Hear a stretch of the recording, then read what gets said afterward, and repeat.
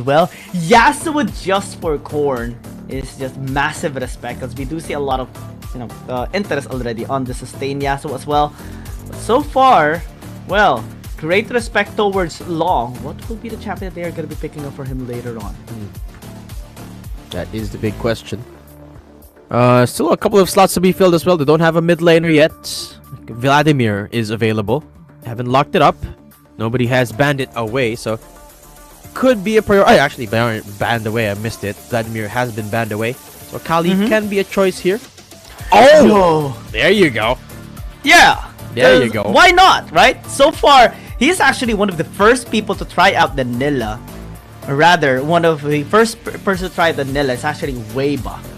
And Long wants a piece of this action. Yeah, he wants to deny it now. No, he wants to deny it. Landed an MVP against FPX when they battled against them as well in Game 2. Morgana being hovered is pretty interesting, because one of the ways to shut down the Nilla, right, and also there is to CC chain them. So many crowd control is available for Chase Esports. So the Morgana, though it's risky, can pave a way still for some outplays. Oh, really, really smart from Trace Esports as well, picking up the Aatrox for themselves after banning everything that could be picked as a counter.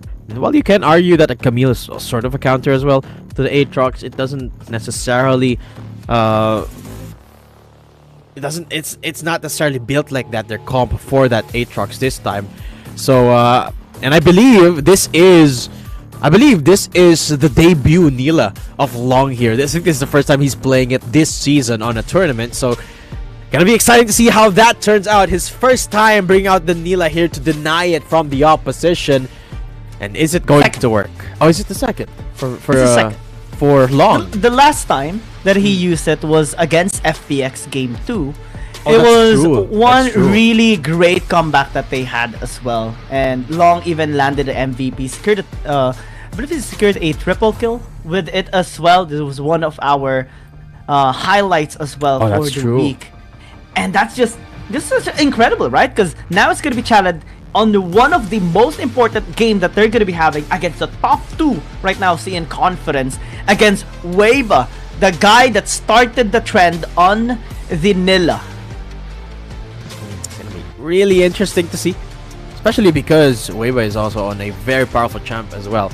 Aatrox putting into this man's hands is certainly no joke, on top of having nothing in his way apart from that Nila, of course. So it's gonna be an interesting one to witness. Especially, we forgot to touch up on this, but they locked up a Morgana on the side of Nova Esports here just to try and reinforce that Nila. But against a team that, of course, has a lot of CC, that makes a lot of sense.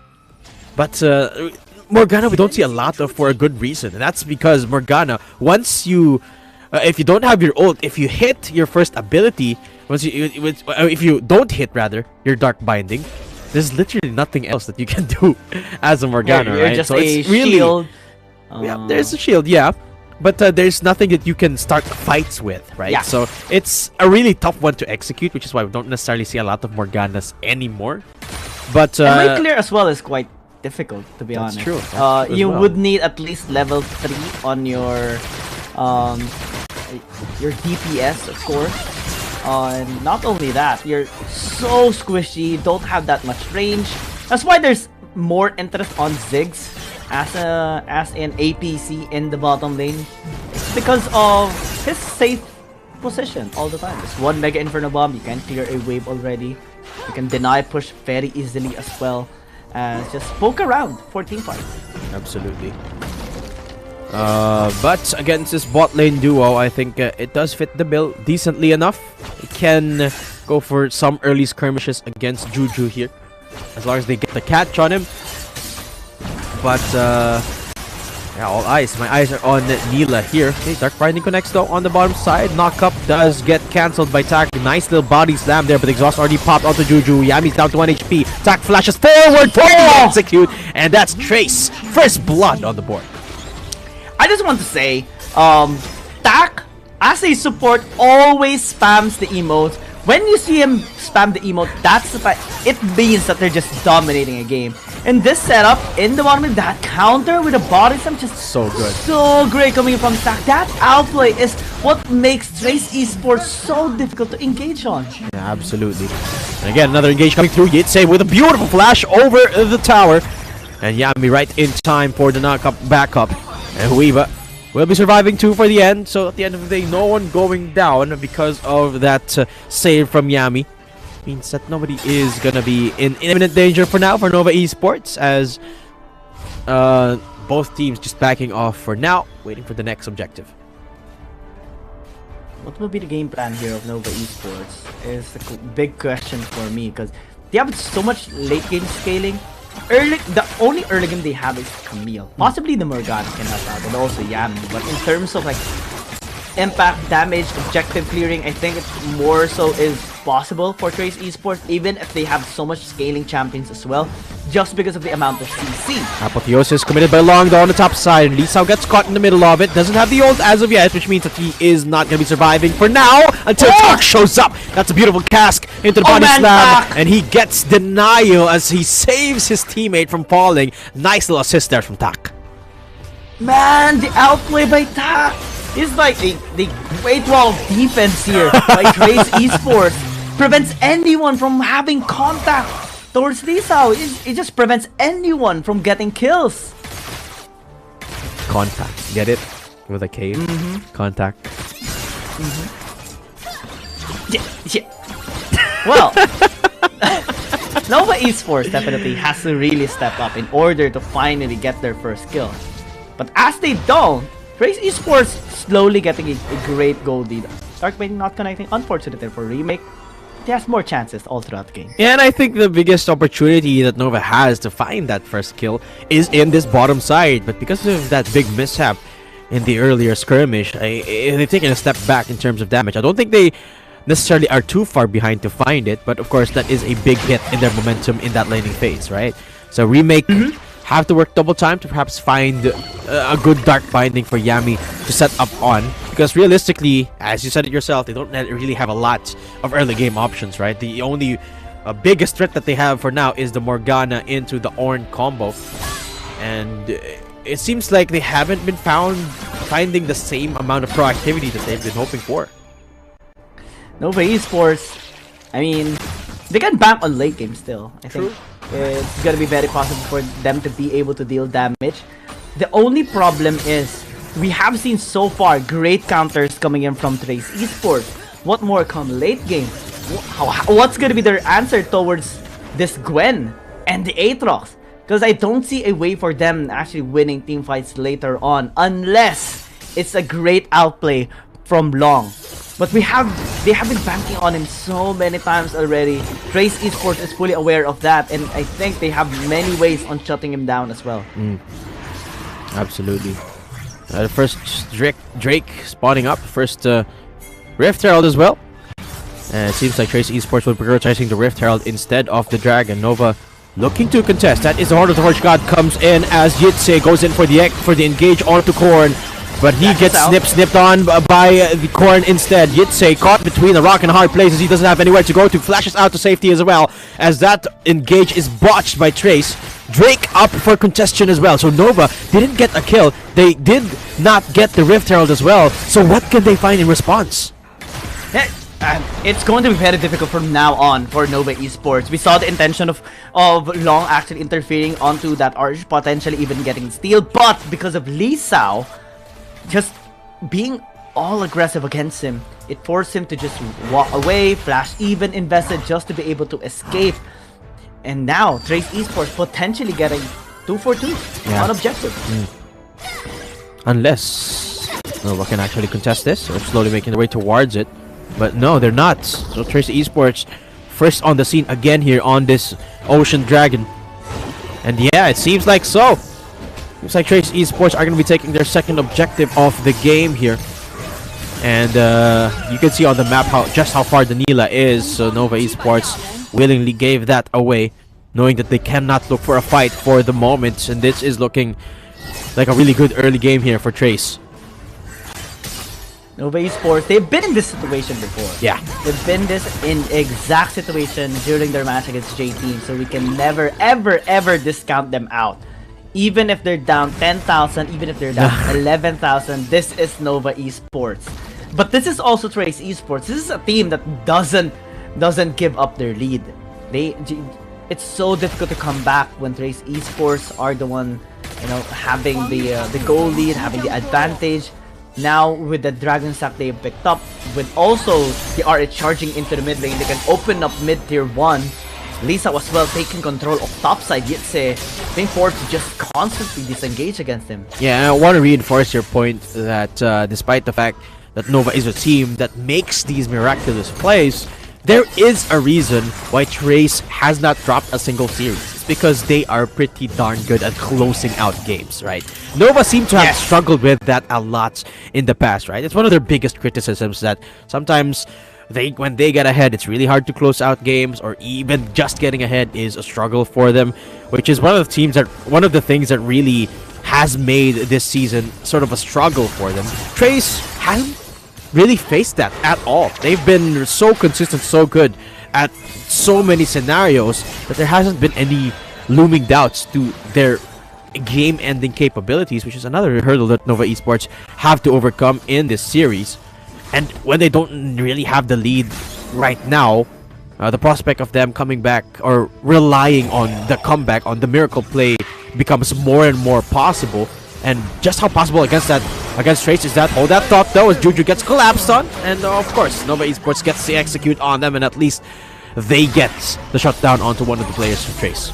But Trace Esports open up mid, and that's all the great jungle access here onto the areas that Long recently has, a great control of.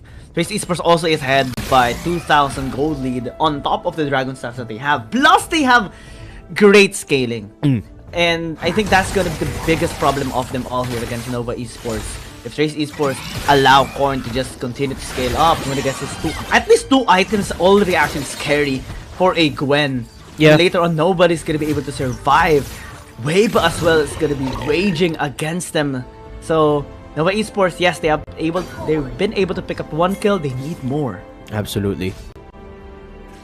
The thing about Weiba's comp though, or Trace's comp rather, is that they could just wait the long games, play the long game right here, wait for the Aatrox to scale up, as you mentioned, wait for Korn to scale up, and they're not really pressured to find anything as of the moment. I mean, yeah, they could look for kills here and there, but they don't need to. They're already 2,000 gold ahead. They don't. And as long as they keep this lead up, they should be good to go.